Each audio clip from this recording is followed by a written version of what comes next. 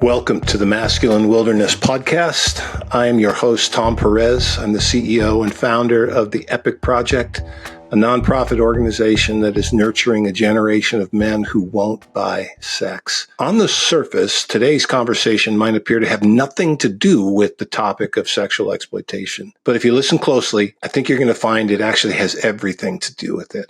Our guest is a man who, from high school to college to his entire professional career, has occupied one of the most formative environments for men in America. Not every man, but a whole lot of them, and that is athletics. Entering into his 10th year as the athletic director and 16th year overall at Cal State University at Monterey Bay, Kirby Garry has played a role in shaping nearly every aspect of Otter Athletics, which is an NCAA Division II athletics program. In the process, Kirby has emerged as a nationally respected leader in athletic administration, becoming an influential voice on topics like leadership, student-athlete well-being, development, marketing, and even social media. Kirby provides leadership and support for the Otters' 13 sports, as well as the department's more than 40 full-time and part-time administrative and coaching positions.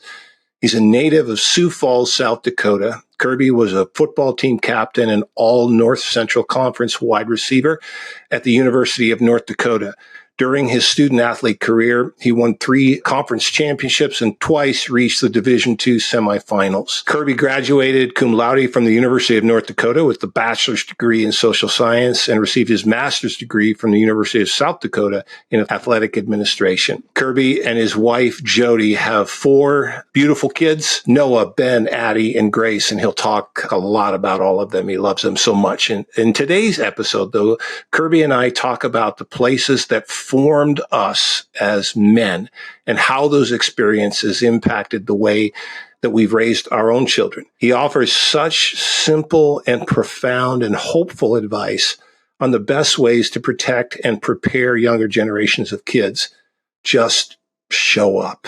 You're going to be encouraged. You're going to be challenged by his creative and humble approach to life. I'm so glad that he's here with us today. Please remember that this is a conversation that does touch on sexual violence, but while it's never our goal to sensationalize that trauma, we strive to speak truthfully about the damage being done. Thanks again for joining us as we explore more of the masculine wilderness.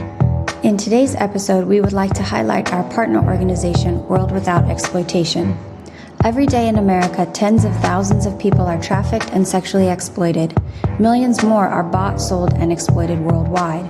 After decades of extraordinary political, economic, and social progress, why are so many people still being purchased like products? World Without Exploitation was created to confront that question. Their movement was born of a series of conversations among exploitation and trafficking survivors, human rights and gender justice advocates, artists, activists, and direct service providers. World Without Exploitation is united in the belief that we won't end exploitation until we confront its root causes.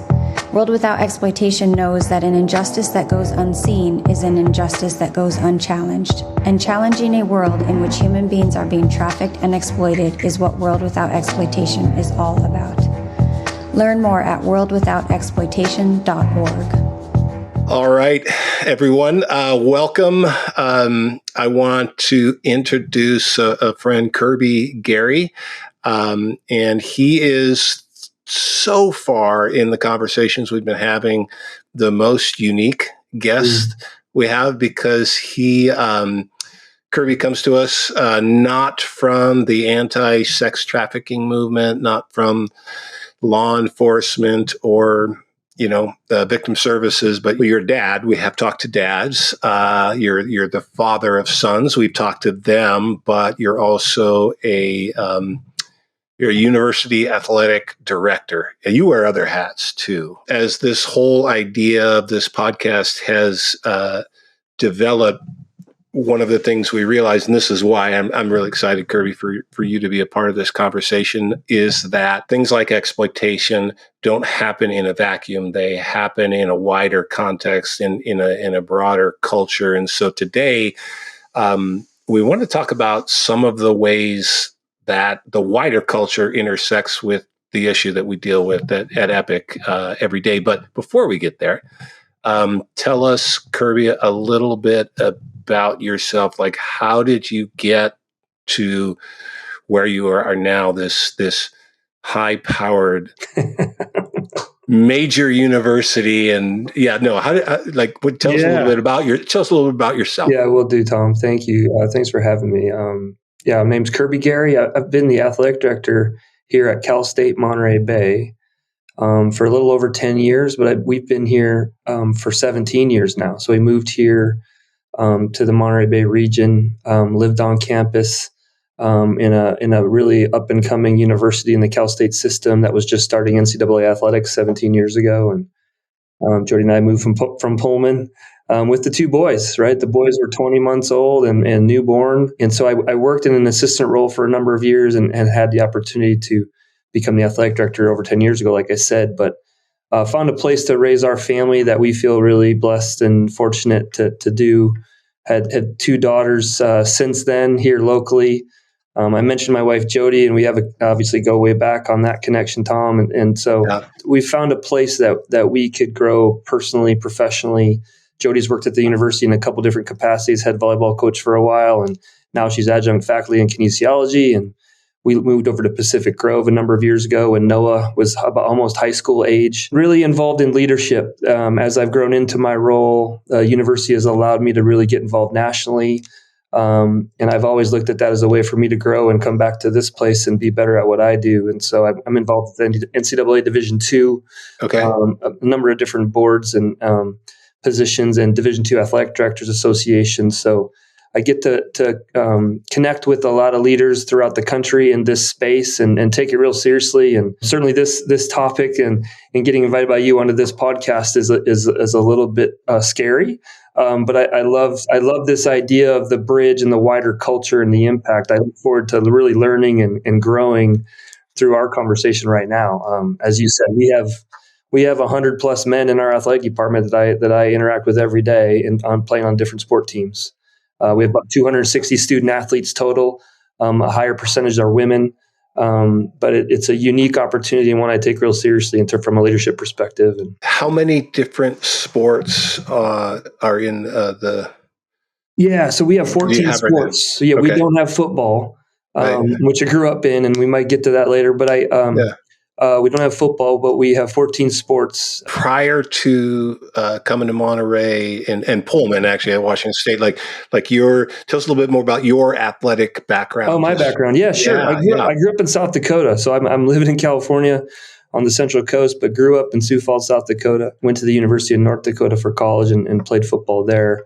But grew up in a teaching household. Both my mom and dad are teachers. Played football for my dad in high school. He coached football and track and every other thing that we did over the years. So they're recently retired, but still live in Sioux Falls. Met Jody in college in Grand Forks, of all places, and she's from Southern California originally. So probably that set my course towards California, I suppose, at some point in life, not knowing it would happen this way. But grew up in a household that was centered around the high school that my dad worked at, and education and sports, and really a gym rat. So don't really know anything else. Interesting that I found my way into this role. Would have never thought administration would be a thing. Always thought coaching maybe would be more of a thing, but sure. Yeah. With that background, for sure. Evolved into it for sure. Besides football, other sports? Did you play other sports? I grapple with sports specialization all the time. It seems like, especially in California, but I played whatever sport the season was. I played football, basketball, track. We played baseball in the summer.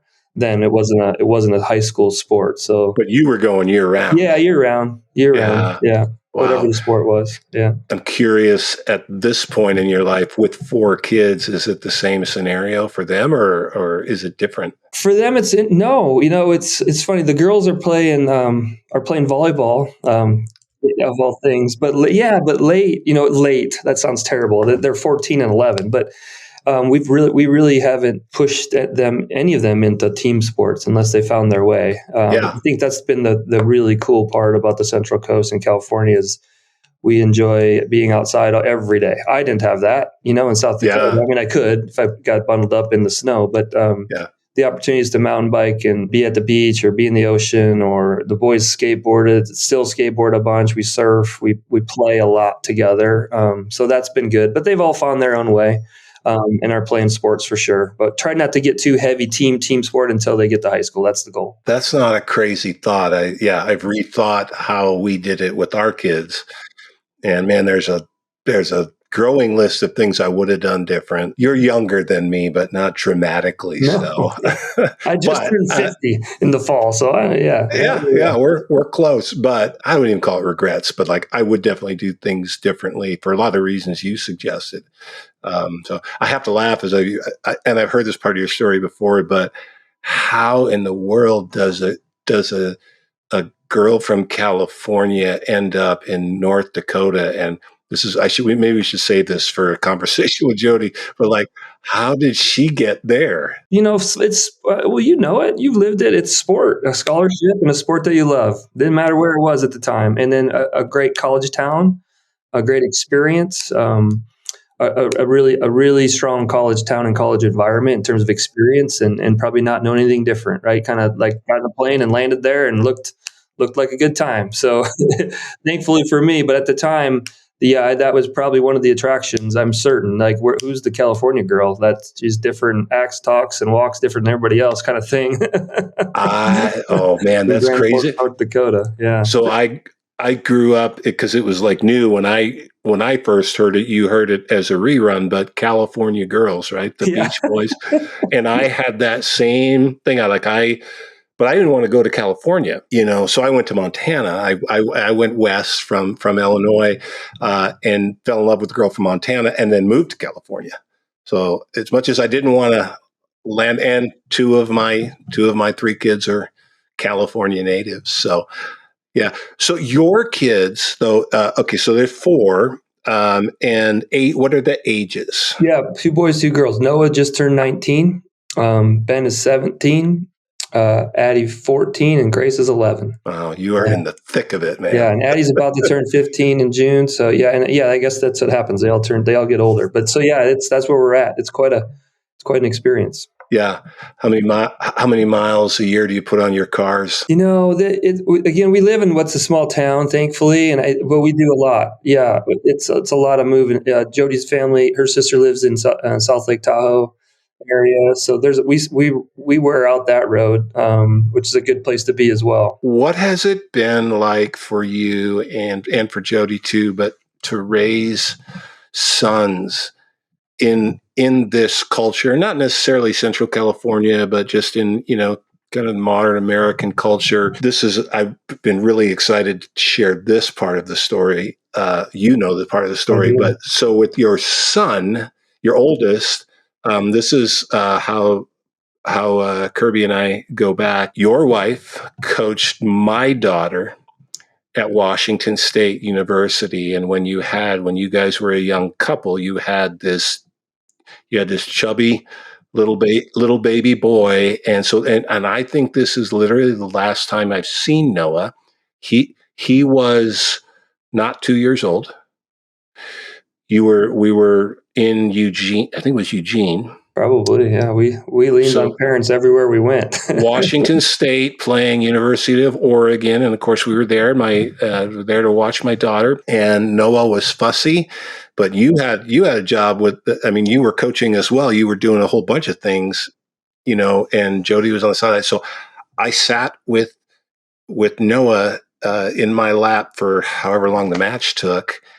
And it was, I've never told you this part of the story, but that lit the grandfather urge in me. I sat there holding, going, I can't wait. And now I have 2 grandsons, but it kind of like, I remember that experience, just holding your eldest son, who is now. Yeah. He's 6'3", 220 pound, aspiring linebacker at Monterey. Yeah. So he's fall into football. I started a little bit late in high school, but big kid. So back to the question, what has that been like for you as a dad? Let's start there. Yeah. Challenging, because I think Jody and I, really try to be on it. We try to really be aware of the world that they're living in, not just the one we're living on, the one that they experience, right? And we talk a lot about that at work, is like how, it's how they experience us. It's not really, what we define for them as their experience. So I think it's a challenge, and it's ongoing. I mean, we got one that's just finished high school. It's at the junior college and still living at home. And the other one's a junior in high school. And I think every day or every week is something new that is a little bit shock and awe. I think the number one thing we've tried to do based on where we live in Pacific Grove is really acknowledge our privilege and the support and the resources and the things that we have and how lucky we are as a family. Yeah. And we do that with the lens of hopefully they have, we're building on some empathy for people and the experiences that they have that are different than ours. Yeah. And being aware, like just trying to be aware and having their eyes open in the world. I think, without anything too specific to think about, it's just really being intentional in the moments that we can. I think that the scary pieces for us, I think is, everything digital, everything that's amplified that we didn't experience when we were that age. I think high school and teenage years are hard enough. The amplified peer pressures and things that are in the world that are so accessible now that maybe weren't, and trying to prepare them for that and position them to be able to persist through what look like challenges that maybe aren't, that aren't in their control, right? But anyway, just trying to make them aware of the world the best we can when appropriate. You mentioned empathy, which is it's like music to my ears to hear other men talk about that. How, what have you guys done, experiences or practices? How do you cultivate that in your sons? Gosh, just showing it, just loving them. I think loving them and showing emotion when around circumstances or happenings in the world or things that we go through. I think, especially for me, I'm not as vocal as Jody probably with regards to speaking things that are there. And I hope that I know that they're always watching me. So I think that this idea of being vulnerable with our family, on whatever we're experiencing, even the challenge with them personally, to be not afraid of the emotional side of it. So I don't know if I'm saying that right, but I think just the idea of love, of unconditional love, but then empathizing what they're going through. Like if it's a challenging time, whatever it might be, is really acknowledging it. And the same thing with our young daughter. So I think it's quite a dynamic. It's a busy household, right? Yeah. And throw a couple dogs in the mix, and it's crazy at the house. But just overarching that everything that we're dealing with is usually bigger than us, and there's a ripple effect, and empathy in general can be a superpower to really help them manage what they're experiencing on a day-to-day basis. That is wonderful. Empathy is a superpower. I've never actually heard it expressed that way, but you're right. I think it can be debilitating too. I will say, if they're a super empath sometimes, because you try to get them to shut down, though, it's hard. I think that speaks to the digital world that we're in and all the amplified noise, whether that's positive or negative. The negative, I think we have, our oldest is super empathetic, just naturally takes everything in, and that's been debilitating for him. Have you noticed differences in modeling and helping nurture this empathy are there differences between how you do that with your boys versus your girls? I don't know that it's a gender thing. I think it might have to do just a personality thing. I think each of them are different, right? So all four are unique and have some shared qualities. But I think what we've experienced with them is the differences between the oldest and the youngest, or in between. And I don't know that I think their experiences at school and with their peers, I 100% believe there are gender differences on what they're experiencing. But when it comes to the I guess the empathy word, or the feelings, and being aware of people's experiences, I don't know that there's differences, but each of them experience it differently. Like we can say the same thing and they experience it differently. But it's probably more driven just by the temperament difference between your kids. Yeah. Yeah. Is it different now trying to cultivate that with teenagers versus younger kids? Like, have you noticed that it? We have the 18 to 23-year-olds in the college space. I feel like we're still working on it here, right? I don't know, the brain develops all the way up until you're 25, right? So we talk so much about young teenage years. Our youngest daughter, I think, is just starting to hit puberty, and it's like to see this, and Noah is turning 19, and there's still a lot going on there development-wise and maturing. They're all on a different path. I think that's the other thing that we've tried to, and Jody certainly has hammered it home with me, is like just meeting them where they are. There's the expectations that at some certain age or some grade level or whatever threshold that we count on them being different at this stage, like they're all on a different path. Yeah. And trying to meet them where they are, but all four of them are on a different one. Yeah, I know you to be, and Jody too, to be very intentional, present parents. Yeah, no, I've always seen that and respected that. How do you work with, and because I think there's a nurturing side of what you do within your job, but how do you deal with kids that show up on your campus? I'm more interested in, for this conversation, just in the young men that show up that haven't had the kind of dad engagement that your sons have had. Like how do you how does that play out for you? And do you, yeah. I think it's a great question, and one I think you're trying to figure out and get better at all the time, because it's and that goes back to, and maybe not empathy is the right word, but awareness. And I'm so lucky to be at a place that is so much more diverse and inclusive than what I grew up in. Let's start there, like California in general, and then the Cal State system and Cal State Monterey Bay, or Hispanic serving institution. I mean, the differences of the people I deal with on a day-to-day basis compared to how I grew up is there, it's night and day. So I say that kind of as like the baseline, like knowing like I'm working and living in a place now 17 years later that is completely different than what I grew up in, yet the fundamentals of character and love and respect are the same. It's still grounded in the values that my parents raised me with. But with the student athletes that we experience coming here, it takes time for me to really understand where they're coming from, because some of it's not anything I understand. Yeah. And I think that's why it's so important, like head coaches, the role of head coaches and assistants within a sport team. I mean, I know they understand it because we talk about it a lot of time, but that opportunity and that challenge to lead and mentor, not just coach and write a lineup, there's a lot of dynamics that they're dealing with on a day-to-day basis. And my job is to connect with our coaches in a way, because as much as I'd love to, I'm not front line with them on a day-to-day basis as much as I want to be. And it's usually on both ends of the spectrum. So like the superstar types or the outstanding leaders that get in our, maybe that I'm more in tune with for whatever reason, or those that are really struggling, right? It's like both spectrums, both ends of the spectrum.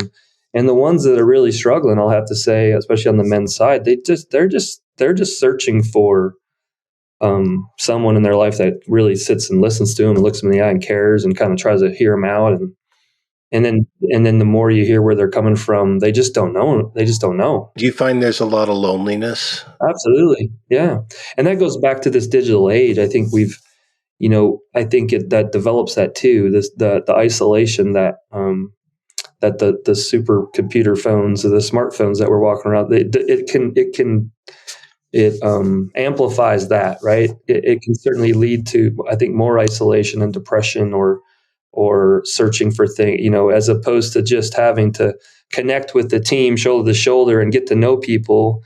I think more and more we see people, they can still exist in the team environment once they're gone, or they're home, or they're back to their dorm, or wherever they're doing. Again, that's where I think that screen time and that wherever they go to soothe whatever challenges or anxieties that they're having, it opens them up to a lot of things. Yeah. I hope I'm saying that right. I don't know if I'm saying it right. But yeah. No. Well, as you're describing it, like what you've built there, and the culture, the culture that you've built, there's a certain kind of ethos that that you're aiming for, and it struck me as I was hearing you describe it. That is so not what I experienced as a college athlete. I mean, and I want you to speak to your experience, but like for me, it was competition. Yep. It was winning and losing, Mm-hmm. and not much else seemed to matter. And I remember I've actually done some writing about this recently, but I just kind of reflecting on how did I come to understand how I show up in the world as a man. And as I asked that question and really sat with it for a long time, I realized, like what you were describing, where you grew up. Like I grew up in a sports culture, and sports were an identity forming thing for me. And it wasn't fully formed until I landed in Missoula, Montana, at the University of Montana in 1978. I sound old when I say that, but so 4 years in that locker room, that as I like the memories I have of it now, like it resembled pictures I've seen of Soviet era prisons. It's Oh just this gosh. really bare bones Right. kind of a thing. But it's that, it's 100 young men with all of the testosterone, all of the insecurity, and all of the need. I think we're made this way, the need and the hunger for community and connection. Like it's just this perfect storm of all of those things. And if I look back on my own experience, and if I consider that locker room a formative environment for me, I've come to the conclusion that it formed me poorly, didn't do what it could have done. And it's kind of back Yeah. to what triggered this thought, is hearing you describe what you're trying to do. Like if there had been someone Yeah. then, that thought the way you thought, like how different would it have been? So, but I'm curious, I'm going to make an assumption here, but I don't think what you're trying to develop and cultivate there as a leader of young men, in Monterey, I doubt that's what you experienced in North Dakota, or am I wrong? Like, what was it like for you? Again, I mentioned my dad's involved as a head coach. I played for my dad. And so again, you're the coach's kid and probably a bit of an outside, even though I was connected to everybody and involved in high school, I was still the coach's kid. So I probably was always protected a bit and not involved with the mainstream, whatever's going on. But my formative years, 100%, were moving up to Grand Forks, and I was in the back locker room. I wasn't even good enough to be in the front locker room. We had like 120 in there, and so, was super competitive, and it was the first time I focused on one sport, and was fortunate to move up and get to play quite a bit in terms of the playing part. But yeah, there's a lot of stuff that happened I'm certainly not proud of being a part of, like the non-football stuff, for sure. Yeah, I mean, it's honestly taking this conversation and even some of the lead up to it and the questions, the conversation we're just preparing to have is like I haven't spent enough time thinking about it. But Yeah. just being asked that question, yeah, there's some stuff that certainly that I'm not proud of, for sure. And I don't know if it was a leadership thing. I think I did learn a lot from our head coach, and the coaching staff were wonderful people. My position coach had us over, to their house and got to meet their kids and have meals. And so there's a family style approach. So I don't know that I don't want to speak negatively about the leadership within the team, but I think that that was the early 90s. And I can't speak to what a football locker room looks like now because I don't work on a day-to-day basis. But as you're saying, there's a bunch of men of different ages and impression and anxieties and yeah. I want to be clear too. I don't hold. I'm not trying to hold other people accountable. Like these were my experiences and my decisions. And we did the best with what we knew, right? I think about that like with my own dad, my grandfather, and like we do the best with what we're taught. Yeah, it was a Definitely fascinating experience. It is, and in a kind of, it's super competitive, and we had all walks of life. What position did you play again? I forgot. I played wide receiver in college. I was a high school quarterback because dad was coach, and that's the thing, right? But ended up moving over to wideout in a team that ran the ball 50 times a game or something. So I got to be a really good blocker. But it was a very formative time for all, and I would say all the positive things is being in a competitive environment, in a system that you had to learn that you're going to work your way up and work at it, and so there's a lot of positives. But if I think of the social aspects now, thinking back, and if there was a lot that I probably avoided because that's my personality. I wasn't in on a lot of things that probably I was cautioned about or didn't, whether that's the social life or partying or different things. But it was certainly the first time once I got to college actually going to a party or being more out in the world than I was in high school. And certainly you're exposed to a lot there. You mentioned the competition part of it. Like, as you think back on it, what are the good things about that? And then what were the things that, like, for you that created, problems? Because I am not of the opinion that competition is all bad. Otherwise, why would we be such a sports crazy culture? But like what do you take away from that competitive experience that you think was really good and helpful, and what's not so much? I think there's two things. So you can take the approach of the individual part of it, and then the team part, right? I happen to be on a team that was very successful. We won a lot of games, and I probably went there for that reason because we didn't win a lot where I was in high school. We won enough, but not. And to go to a place where that was the expectation. Because you put a lot of time and effort into something, and on Saturday to win a game felt a lot better than losing, right? But I would probably focus more on the individual aspect because I kind of went in under the radar. I was pretty well known where I was from, and had the dad as a coach and all that stuff. But I went to somewhere where I was a truly anonymous, non-scholarship athlete, just trying to make their way and to work your way up what looked like a pretty daunting depth chart when you first walk in. As a 170-pound high school kid that, and to go through all of it, probably not the most confident or especially in this macho culture of all these muscle heads when you walk in as a freshman and you got guys that have arms and shoulders and they're all these strong guys that are in the weight room throwing around all this weight. It's really, was really scary. But at the same time, you're in it with 30 other freshmen. And I think that's the bonds that you create. That an individual approach to competition to me was worthwhile, that you just keep showing up and putting in work and seeing the results. We talk about a lot now with Noah of just the incremental improvements. You can't compare yourself to the guy that's 23-year-old. Like, you got to just keep working at things. But ultimately, like my best friend in the world, the best man at my wedding, it was my college roommate, teammate. That's what I value. And I talk about that a lot with our athletes here. Like, winning and losing and competition it eventually fades away quicker than you'd think. And the connections that you make with your people and the people that you find and the person you become is the most important thing. So you were a walk-on too. I don't think I knew this part of your story. I would probably thought I wasn't, but I had to earn a scholarship eventually, and same here. All that, yeah. I don't think I knew that part of the story. And that's why my number was like 118 on the. Did you get the same? Like they handed you the I don't know what you put your laundry in, right? And then you had the 3-digit number. Yeah. Like, really? And I was just happy to be there. Like, I didn't know any different. And so like surviving that, I suppose, in a way felt, over time felt good. But then I was named a team captain as a senior. And that honestly, that later on, I did have times of, and more thoughts about leadership, mentorship, looking at the experience of a freshman and some of that hazing and embarrassing moments that the older guys always tried to do or try to influence, the peer pressures.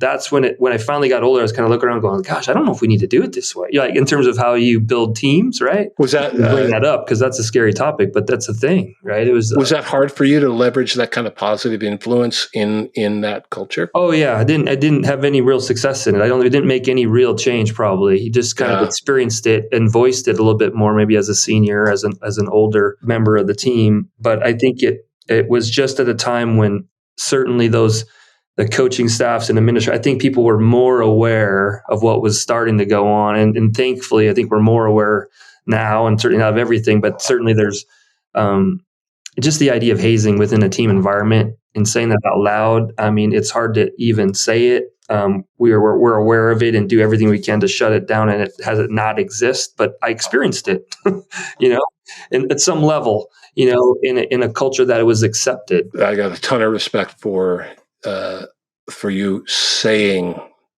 thing, at least saying it, even if it didn't change. Because if I look back on my experience, there were times where I did that, but in my memory, most of the time I knew I should have said something and I didn't. And I live to regret that. And it had nothing to do with what was happening on the football field. It was what happened outside of that. There was just, the 100%. I agree. And I would probably share similar thoughts. Like you go along with things long enough and then you maybe say it, but you don't say it strong enough, or you don't stand up to it, or you don't remove yourself from it. And I was more of removing myself from situations and not being involved versus really trying to get in and make change, probably. No, that was me too. And I thought that was enough, to just kind of keep my reputation pure or whatever it was. I thought of it. But I mean, like for me, it was things like the most notorious party of the year was the football party at the end of the season. Yeah. And I would, just to avoid peer pressure, I'd show up within the first 45 minutes when most everybody was still sober and they would remember that I was there. Yeah. And then I'd leave. Yeah. Right. So that's not the same thing as saying, hey guys, maybe we should think about acting differently. That's a whole different thing. It's such a, there's so many parallels there.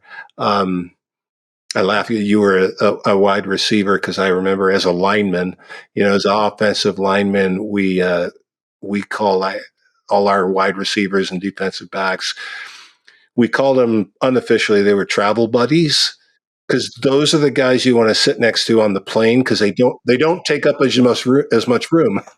Even when I think about my experience as a football player, I was like, gosh, I don't know if I really played football. I ran away from it a lot. You try to avoid contact, because I'm raising a son now who he just loves to be in the middle of it. Like he's running towards people. The physical contact is something that he is all about. And so now I'm even questioning myself. Well, maybe I didn't really play. No, you did. You did. That whole idea, and I think that's something that is misunderstood a lot of times, that kind of physical contact, the physicality of sports. And it creates all kinds of problems, like physically. I mean, I have the scars to show for it years later, but for Noah, I totally get that. There's nothing, from my perspective, there was nothing more satisfying than laying out a linebacker, That's one of the last concussions I remember was a one-on-one drill with a middle linebacker who was my best friend. Yeah, he talked to me about the feeling, and I'm like, I have no idea what you're talking about. I have no idea. I've just tried to avoid that the whole time. And okay. So that's what I was running away from all these years. Yeah, exactly. I remember I had a couple. I got squared up a couple of times really well, and I tried everything I could to avoid that. Well, we need all of them, but I get Noah. I totally get that. So that time in our life, like my college roommates was another quarterback and 2 offensive linemen and a punter. It's just like those are all different body types and people and personalities. And when would you ever get to do that, right? In terms of that kind of living environment. And so good friends to this day. And so your journey is such a it's not a common one. There's just so much to unpack there, but it's taken you from the role of an athlete formed in kind of that athletic culture to a dad, to an athletic director. When you kind of circling back, I guess, to your boys and the young men that you work with, when you look at the world today, what are things that give you pause? And what are things that give you hope? Just the challenges in the world. I mean, the idea that the political landscape in our country and the political landscape worldwide, again, the access that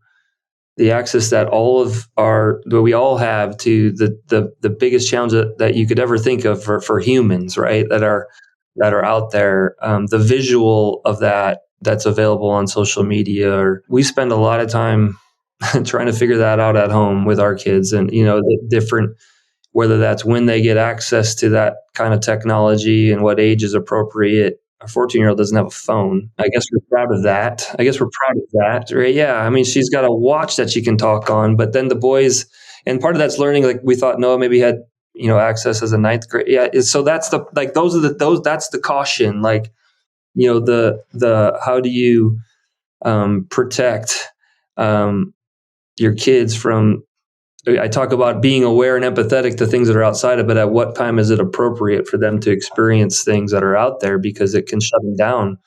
Our youngest deals with a lot of anxiety and worry about things that she doesn't have to worry about it right now, but she does. She takes it all in. And so that's a big comment, right, in terms of the world and the political landscape and the challenges that exist in our society. But that's the caution. I mean, that's the one that it really is hard to consider, and yet we just try to take it on.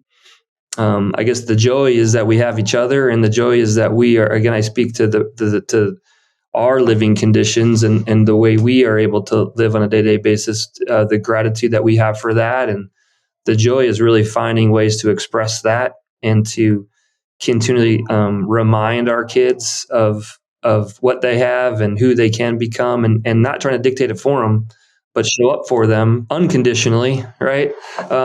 Whether they fail or they don't, and in what they're doing, whether it's school or life or sports, but just trying to be present for them and meet them where they are. Let me ask the same question, just maybe a little bit narrower. When you think about the things that give you pause, the things that give you joy, are there any differences for the boys versus the girls? Like, because it's different in this world for a young girl than it is for a boy. So, like, what differences do you see? I think I'm just coming up on maybe trying to acknowledge the differences, right? I think Jody all the time is trying to remind me that, she's going to be in high school next year, and it's a whole different deal. We're in a small charter school, K-8, real small school and pretty tight community. And so maybe I'm just on the verge of really understanding or having that kind of moment of, oh my gosh, we have girls that are growing up. But you just realizing this now. But if I'm saying that right, whether the pressures or the challenges and the maturity and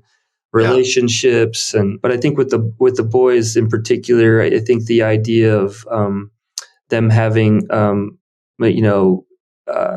whether that be girlfriends, close friends, balancing, when it's appropriate to be intimate with people, or a friend or a close friend, right? So we've had those conversations. Probably Jody more than me. Again, I'm probably more of the lead by example in trying to show a loving and caring family at all the time. And my relationship with Jody being the example to them. But yeah, there's been some moments with both of them on a different scale. Noah's more to himself, more of a loner, and Ben is certainly Mr. Social and what we think is the life of the party. We don't really know what it's like when he goes where he's going, but we've been tried to be really supportive when things have gone well, socially, and acknowledging what we thought were really good choices, whether that's coming home at night or who's driving or the people they surround themselves with, or again, they both seem to kind of follow maybe my, not intentionally, but maybe taking themselves out of a crowd or a situation that they don't feel comfortable with, rather than kind of embracing it or just going along with it. That's such a helpful theme, because I've heard this as we've been talking. Like, it's just like you show up, right? I mean, like if you forget everything else, it's you show up. I'm reminded of all of the. And it's not a long list, but there are certain fundamental things, like in sports, any sport, but we know football, right? There's certain fundamental things that everybody has to learn how to do, and do it almost without thinking. It's like a first step. And so showing up is like one of those things that has to be muscle memory. Yeah. I mean, I know it's not easy, but it's very simple. If I get back to the boys again, I think both of them are reaching a time, and I think, again, they're on different pathways, right? So you have a 19-year-old and a 17-year-old, 20 months apart. So there's certain brain development things that I think have happened sooner for Ben than for Noah, right? The older versus the younger, and the one relies on the other one in social environments to be like the one that helps him, like his crutch. His wingman. Yeah, for sure. But I know they're both thinking about what's next, like whether it's academics or a career or a job or or having a family or who they meet, like this pressure, like we've been spent a lot of time lately just reminding them that you don't have to figure this out yet. Like you need to just be present today. And again, I think that goes to the heightened anxiety and the amplification of the noise in our world, especially the scary parts. I think our young kids, and college age, I think they can get caught up in that as opposed to just being present this day, and taking things on as they come versus you don't have to be in the future. Your imagination is so much more stronger than and your imagination is usually telling you things that aren't really true, or it amplifies your anxieties anyway. So I think trying to get them out of that loop, and that could be social, that could be school, that could be sport, that could be relationships. There's such a symmetry with what you're saying too, because you want them to be present, and you teach them that very thing by showing up, right? That's again, that's not a easy thing, but it's pretty simple and straightforward. So I love the simplicity of that. It's an easy thing to remember. You're a guy working with, obviously with other young men, raising a family. I think I calculate about 15 years difference between you and I. I think we were formed in roughly the same culture, masculine culture. And I want to say I've always thought this. I've never had a chance to say it, but I think you're doing a fabulous job of it, yourself and with your family. For you right now at this season of your life, what are the things that you do, that you can do, or try to do regularly, that just fill you up as a man, that are life-giving to you? Can't imagine you spend all your time in your office. No. But like what's life-giving just for you as a man? Like what is it for you? Well, honestly, taking time to be with my best friend in this world, Jody, and love of my life, trying to carve out time with her, just her, and I think we've gotten a little bit more of that as the kids have grown up a little bit. I talk about the simplistic things, right? We're again fortunate to live in a beautiful place, so I walk a lot. And so if there's something I do by myself, I walk, and the dogs help that. But I can walk trails that end up to be in the forest nearby, or we'll go to the beach and just walk. And that's my time, to whether I listen to a podcast or music or nothing, to nature. And that's my time. I've found that's been good for me in a lot of ways. Is that rhythm pretty regular for you? It has been, depending upon the time of year, but it tries to be regular. Jody and I have a regular on the weekend together with the dogs, just spending time. And we usually try to carve out time to talk about the kids at that time, as opposed to just doing. Are there ever times where you go, let's not talk about the kids? Yeah, I certainly like to. She does. That's her. I would love to not talk about it sometimes. Maybe we should edit this part out. Yeah, no, it's all good. She knows. Yeah, and her, working in college athletics or working in higher education, maybe, but also with the Division II, for me, it's just a great balance. It's not win at all costs. I can really take joy of just watching I can call it work, but I get to go to games, right? And watch our coaches coach and watch our athletes compete, knowing all the work that goes into that. Watching this, I get joy out of walking around our campus that is going on 30 years old, and seeing it develop over 17 years. Like I take joy in that. I mean, I haven't really called it work any day I've been here, right? It's just to be a part of growing something bigger than myself. Are you able to, at this season of life, cultivate relationships with other guys? No, it's just, I have a few, like the professional relationships here. I've certainly have men working in the department and coaching our teams. I mentioned my best friend and college roommate, Josh, and I are still really close. He's in Sioux Falls, of all things. He's in my hometown, working in a similar position. But we connect professionally. The good part about traveling professionally for some of these national events and meetings is to connect with people. So that way I have. And then there's a few certainly we have close, being here as long as we've been, we have some good family friends and connecting with those men occasionally, but probably not enough, but not. I don't either. It's a struggle. It's a struggle for me too. I think you have more legitimate reasons for it, just with a young family. Um, but I bring it up because it's loneliness among men is a thing. Pretty sure it doesn't matter what generation of man we're Yeah. talking about here. Yeah. There was just an article this week, I think, about just the epidemic of loneliness and depression, and researchers are struggling to know why. Yeah. Why is it Interesting. so Yeah. prevalent? And this is where it intersects actually with the work that we're doing specifically with Epic and demand that drives sex trafficking, men buying sex. The market, and we've talked with tens of thousands of men, and one of the most dominant themes is the loneliness that drives the behavior. So, I always say when I talk about, people want to know who the sex buyers are, and they think they're, some villainous character. And I'm like, go to Applebee's on a Tuesday night and look around. That's who they are. They're us, because we all come from, to some degree, we all come from that same culture.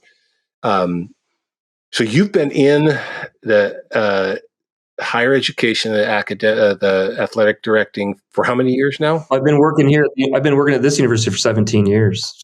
In Idaho's, in Washington State before that, and Idaho State for a little bit at that. So a number of years now. As you think about like where you are in your career, like where you are in life, and kind of season of life sort of thing, what is or is there? Give you one way or another. What is or is there a message you find yourself wanting to communicate most with the men that cross paths with you in life? Like if there was one thing, it's not the what do you want written on your tombstone kind of question, but like what's your heart for men? Like what do you want them to be, or to know, or to experience as men? Naturally came about through my partner and Jody, and but just vulnerability and emotion in general. Like you mentioned, loneliness and that being a thing for men. I think self-awareness and a belief in yourself, and understanding of yourself as a man, and I think that builds confidence in who you are as a person by yourself or with others. I think so. That's one. I mean, that'd be one thing. I think the more I've tried to get to know myself and understand myself, I've become better at all those things of husband and father and athletic director. Right. This self-awareness, and then just the kind of an inclusive, if I'm saying it right, like an inclusive outlook on life, like all the different walks of life that we interact with on a daily basis. That's why I'm so thankful to be where we are, even though it's a smaller town and small version of it. I think being in higher ed and being in this space, again, I spoke to it, but all the diversity that we get to live with and be around and learn from, I think that's important for all men. And I think too many, depending upon the areas of the world or this country that you live in, I know that if I was still, I know for a fact if I was still living in South Dakota and I love all my family that are back there, that my life would be different. And I don't know that my thoughts and feelings and perceptions of the world would be the same as they are. And I think that's because of being in a more diverse and inclusive spaces and not being afraid to talk about it and acknowledge it. Be open to conversations and feelings with people that come from a different background than I certainly grew up in. And Plus, you wouldn't be walking a lot. I've been to South Dakota in the winter. yeah, cold. Yeah. My parents walk inside of a mall. They go to like an old mall and they walk. Yeah. How visual's that? But well, good for them for doing it. Yeah. But I hope I'm saying that right. I think I think the self-awareness, and not, if you can be comfortable in your own skin and understand yourself and really know who you are and the things that you bring to the world and bring to other people that are of our value, then I think you're less likely you may be on your own, but you're not going to feel lonely because you feel good with who you are. Our tradition, such as it is to always give our guests the last word. But you're kind of a special version. So I want you to have last word, but I want to aim it in a specific direction. Think of Noah and Benny and their friends. Okay, whatever that circle of guys looks like.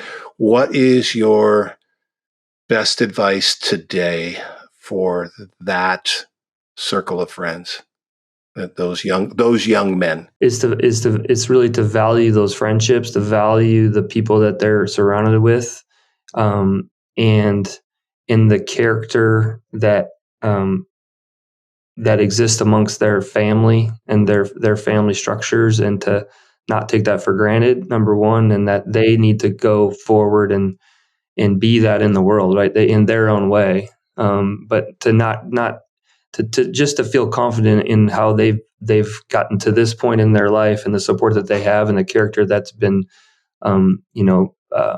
empowered. Like the character has been built within them, but that the next step is to be that in the world. So that ripples out for all of us. So we're lucky to be around some good people and good kids, and they need to be confident in that they can be that for the world. You have set them up well for that. I'll say that. So, Kirby, thank you. This has been such a great, for me, honestly, the life-giving conversation. Partly because we're not necessarily talking about the difficult subject of trafficking, but knowing that what you're saying, I promise I'd give you the last word, and here I am taking the last word. Forgive me. But knowing that the things we're talking about actually have a bearing on the thing that we're about. So I think I need to think more intentionally about what you've said, like this idea of the bridge of the wider culture and what you're working on a daily basis. I think it's I hadn't put it in perspective, and I need to think about it in those ways. Yeah. I'm thankful for that. Thank you. You're a blessing. We're grateful, and glad you could be here. And tell Noah next time I'm down, we'll hang out and talk about how awesome it is to just beat the crap out of people. No, that's right. How awesome a really solid hit is in football. Yeah, right. I have to. Between the lines. Yeah, you step on the field, go for it. Yeah, we come off. Be that gentle. We'll compare. We'll compare stories. I love it. Thanks. Yeah. All right. Thanks, Tom. Thank you so much. Thank you for listening to the Masculine Wilderness Podcast with your host, Tom Perez. This podcast is a production of Epic Project, a nonprofit organization dedicated to disrupting the demand for commercial sexual exploitation and dismantling the forces that perpetuate it. I'm your producer, Lauren Trantham. Special shout out to our favorite logo designer, Michelle Boucher, as well as Wes Finley, who crafted and donated our amazing theme song. Interested in sponsoring an episode? Send us an email at podcast@epicproject.org. That's podcast@epikproject.org. As a nonprofit organization, your donations allow us not only to produce this podcast and change the conversation around sexual exploitation, but also to manage our many programs, such as buyer intervention, teen prevention, and community education. Your support also allows us to support survivors of exploitation and more. To learn more about our work and to donate, visit www.epicproject.org. Once again, that is www.epikproject.org. Most importantly, this podcast would be nothing without you, the listener. Thank you for tuning in, subscribing, and sharing this episode with your friends and loved ones. Thank you for your commitment to learning more about the issues that affect our most vulnerable populations. Thank you for navigating this masculine wilderness with us. See you next episode.